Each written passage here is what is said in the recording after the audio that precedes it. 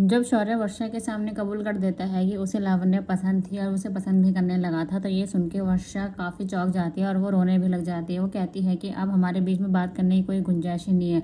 लेकिन शौर्य उसे ये भी बताता है कि वो उससे ही प्यार करता है और उसकी अहमियत उसकी लाइफ में और किसी की नहीं हो सकती है। लेकिन वर्षा जो होती है वो रोती ही रहती है और वो कहती है कि उसे घर छोड़ के जाना है, अपनी माँ के घर। तभी वहाँ पे राशि आ जाती है, लेकिन राशि को ना शौर्य कुछ बताता है ना ही वर्षा कुछ बताती है। वर्षा गुस्से में रोती रहती है और कहती है कि उसे जाना होगा, प्लीज माँ मुझे मत रोकना। वहीं दूसरी तरफ ये दिखाया जाएगा कि अक्षरा जो होती है वो नैतिक के बारे में सोच रही होती है और वो सोचती है कि वो सबसे पहले नैतिक को बताएगी मोहित और नंदिनी के बारे में।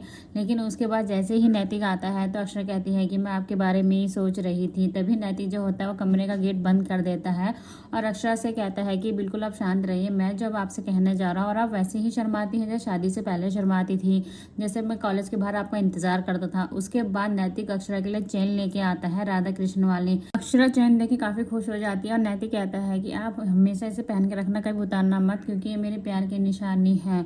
उसके बाद नैतिक से अक्षरा बात करने ही वाली होती है कि तभी वहाँ पे बच्चे आ जाते हैं और नैतिक कहता है कि उसे ऑफिस के लिए देर हो रही है, वो ऑफिस के लिए चला जाता है।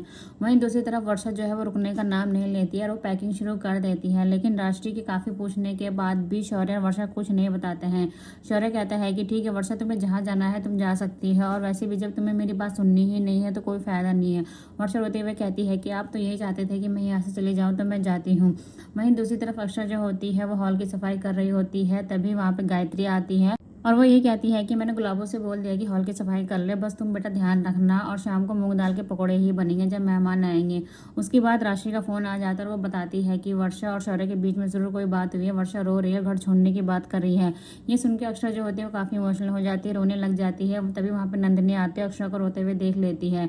काफी पूछने के बाद अक्षरा बता देती है कि शौर्य और वर्षा के बीच में काफी टाइम से तनाव चल रहा है, जिसकी वजह से आज वर्षा जो है घर छोड़ के जा रही है। इतना कहने के बाद अक्षरा रोने लग जाती है तो नंदिनी कहती है कि ठीक है, तुम्हें वहाँ जाना है ना, तो जैसे मैं कहूँगी वैसे ही तुम कहना, ताकि सभी घर वाले जो है वो बात को मान जाए।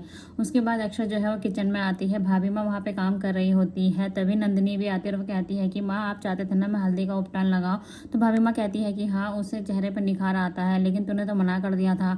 उसके बाद नंदिनी कहती है कि माँ ठीक है, मैं काम करती हूँ, मैं पार्लर चली जाती हूँ, ब्यूटी पार्लर। वह अक्षरा से पूछती है कि अक्षरा तुम्हें पता है कोई पार्लर? तब जाके अक्षरा बताती है कि सेंट्रल पार्क के सामने, सेंट्रल मार्केट के सामने एक ब्यूटी पार्लर है जो कि बहुत अच्छा मेकअप भी करते हैं। उसके बाद भाभी माँ कहती है कि ठीक है तू बहू के साथ जाके पार्लर होकर आ जा, लेकिन जल्दी आना मेहमान आने से पहले। उसके बाद नंदिनी और अक्षरा जो होते हैं वो निकल जाते हैं। तभी रास्ते में राशि का फोन आ जाता है अक्षरा का और कहती है कि जल्दी आने के लिए। यहाँ पे कुछ समझ नहीं आ रहा है कि क्या हो रहा है, ना वर्षा सुन रही है ना ही शौर्य सुन रहा है। उसके बाद मोहित का फोन भी आता है अक्षरा को कि वो नंदिनी को लेकर पार्क में आ रही है ना। अक्षरा जो होती है वो नंदिनी को पार्क में लेके आ जाती है, जिससे कि नंदिनी देखती है, नंदिनी मोहित को देखती है और ये कहती है कि तुमने बताया नहीं मुझे, तुम झूठ बोल के मुझे यहाँ लाई हो। अक्षरा कहती है कि दीदी अगर मैं बता देती तो आप आती नहीं। तभी वहाँ पे मोहित आ जाता है, नंदिनी का हाथ पकड़ लेता है और अक्षरा जो है वो अपने मायके चली जाती है।